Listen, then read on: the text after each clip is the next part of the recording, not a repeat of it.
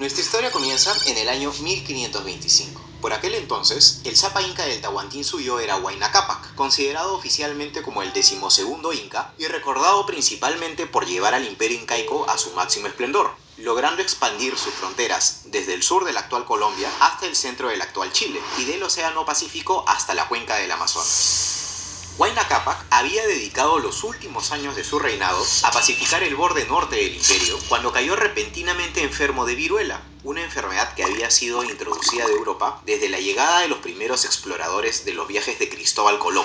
Desde aquel entonces, plagas como la viruela, el sarampión, el cólera, la malaria y la fiebre amarilla habían avanzado sin cuartel por el continente americano, cobrándose la vida de una innumerable cantidad de nativos, quienes no contaban con las defensas inmunológicas para poder hacer frente a estos males. En su lecho de muerte, Huayna Cápac nombró como heredero del imperio a su hijo Ninancuyochi. Seguramente en este punto te estarás preguntando quién fue este Ninancuyochi y por qué no aparecía en tu lámina Huascarán de los 14 incas del imperio incaico. Bueno, no te sientas mal. Resulta que el reinado de Ninancuyochi se caracterizó por ser tan breve que cuando Huayna Cápac lo nombró heredero, este ya había muerto, también a causa de viruela. Como Ninancuyochi nunca llegó a ceñir la mascaipacha real en su frente, no se le considera oficialmente como un Sapa Inca. Muertos el Inca y su hijo mayor, el imperio se enfrentó a una crisis sucesoria que amenazaba la paz y la estabilidad que tanto trabajo había costado alcanzar.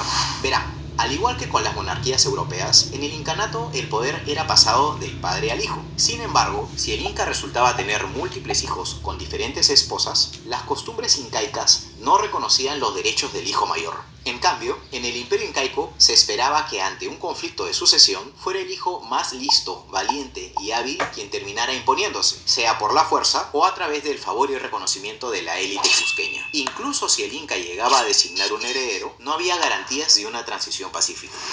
Luego de la muerte de Huayna Cápac, su hijo Huáscar fue coronado en el Cusco como Sapa Inca, con el apoyo casi unánime de los señores de las principales panacas cusqueñas. Su otro hijo, Atahualpa, permanecía en Quito, que hasta ese momento había servido como capital interina del imperio durante la duración de la campaña militar que había emprendido su padre.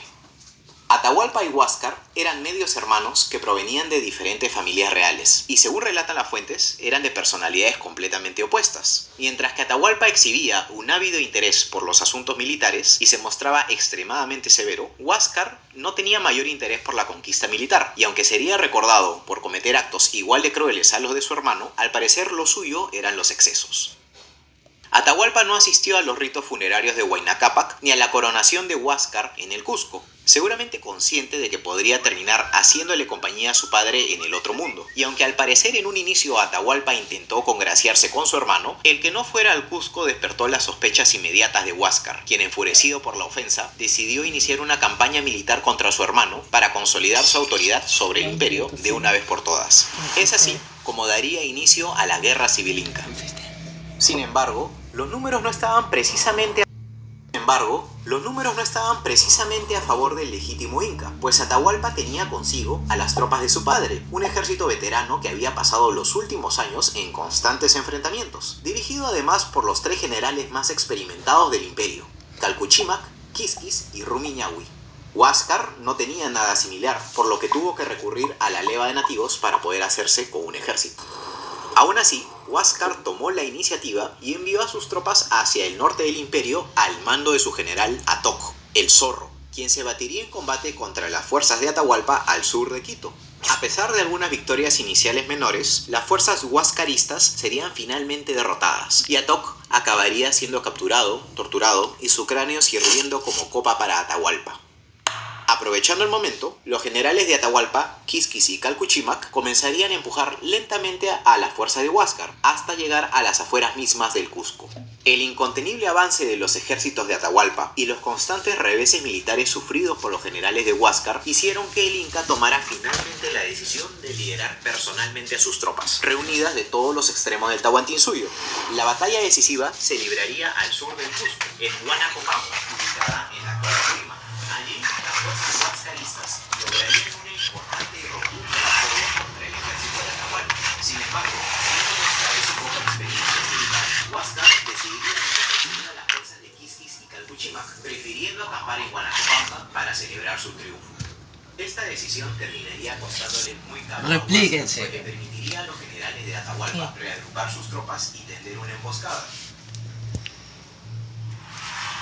Al día siguiente de la batalla, Huáscar dividió sus fuerzas en 3 grupos y lideró personalmente la persecución de los rebeldes a abatir un ejército derrotado. Grandes sería su sorpresa al descubrir que su grupo de vanguardia había sido atacado y aniquilado por Calvo y Chino, aprovechando el terreno agreste y angosto, mientras que las huestes de Quisques le habían bloqueado el camino de regreso, impidiendo cualquier posibilidad de una retirada ordenada. Sintiéndose perdido, Huáscar intentaría huir, pero sería finalmente capturado.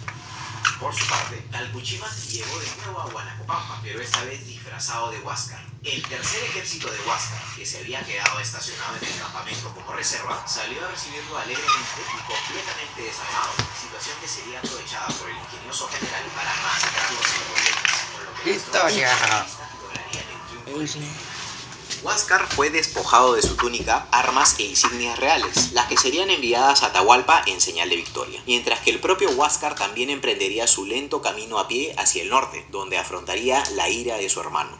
Quienes no correrían igual suerte serían sus mujeres e hijos, quienes serían congregados y asesinados a las afueras del Cusco, eliminando así su linaje real. Habían pasado 4 años desde el inicio de la Guerra Civil Inca y anticipando su victoria, Atahualpa viajó de Quito a Cajamarca para esperar las noticias del ataque decisivo de sus tropas sobre la capital. Al mismo tiempo, sus chasquis le llevaban los primeros reportes de un suceso que despertaría su curiosidad.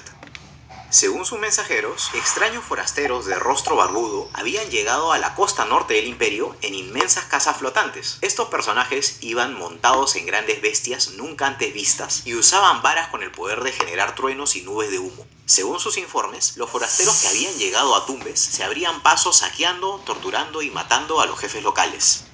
Sin embargo, lejos de obstruirles el paso, Atahualpa les permitió avanzar, probablemente consumido por la curiosidad y el deseo de conocer la procedencia de estos personajes, y muy seguro de la aplastante superioridad numérica de sus tropas, sin saber que esa decisión terminaría por sellar su destino y el de todo su pueblo.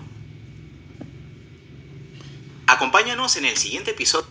Muchas gracias por acompañarnos en el primer episodio del documental de la caída del Imperio Incaico. Nos veremos en otro video.